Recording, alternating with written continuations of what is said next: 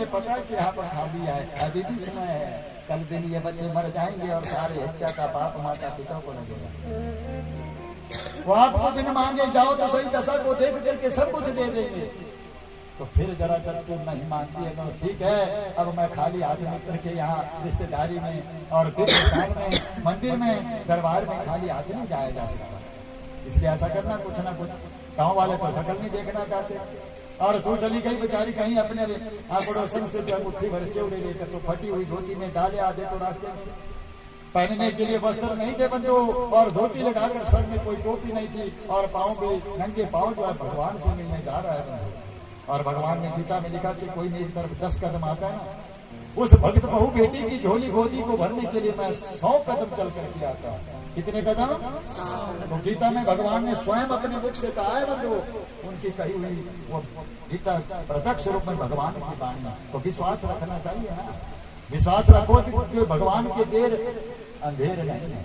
सच्ची श्रद्धा पूर्ण विश्वास होगा, भगवान आपके मनोरथ को जरूर पूर्ण करेगा।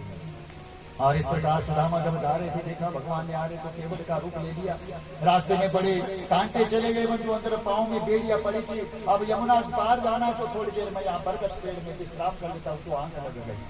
और कन्हैया आए, सुदामा को उठाया और जाकर अपनी नाव में नाविक बन करके जो मथुरापुरी के मुख्य फाटक गेट के सामने जो बाहर उतार दिया। और सुदामा ने आंखें खोली थी, मैं तो द्वारिका में पहुंच गया, मथुरापुरी में। द्वारपाल थे बंधु, मैले वस्त्र हो गए थे, इतना रास्ता तय किया था, पहनने के लिए कुछ नहीं था पाँव में, और सर पे भी कोई टोपी नहीं थी। और द्वारपालों से कह दिया कि देखो भाई, कन्हैया को कहो हम साथ में बचपन में पढ़े, मेरे बाल्यकाल का यार है, उनसे कहो कि उनका मित्र सुदामा उनसे मिलने आया है। और यहाँ पर बंधु द्वारपाल हंसने लगे, पहनने के लिए कपड़े नहीं है और नंगे पाँव, सर पे ना कोई टोपी, बोलता है मेरा यार है भगवान, कन्हैया मेरा यार है, साथ में पढ़े। ब्राह्मण सब कुछ बर्दाश्त कर सकता है बंधु, जीवन अपने में को ही नहीं बर्दाश्त कर सकता। पत्नी को कहा था कि मेरा समय नहीं आया है, तो मेरे को बोला तू जा। अब देख लिया, मैं द्वारपाल भी मेरी जो है इज्जत नहीं कर रहे हैं। मेरे भाग्य में है भगवान अभी और दुख लिखे तो उसमें कोई भी कुछ नहीं कर सकेगा, समय से पहले भाग्य से ज्यादा। और भगवान सुदामा इस प्रकार को ही द्वारपालों के करने पर जो है उल्टे पांव वापस अपनी नगरी की तरफ जो है अपने कुटिया की तरफ लौटने लगे।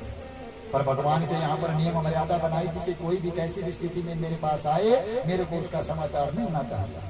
तो 2 सेवक अंदर से ही जाकर के कन्हैया को कहते, रुक्मणी खड़ी थी, राज सिंहासन में बैठे, चरण पादुका वहां थी, और सेवकों ने कहा कि महाराज दरबार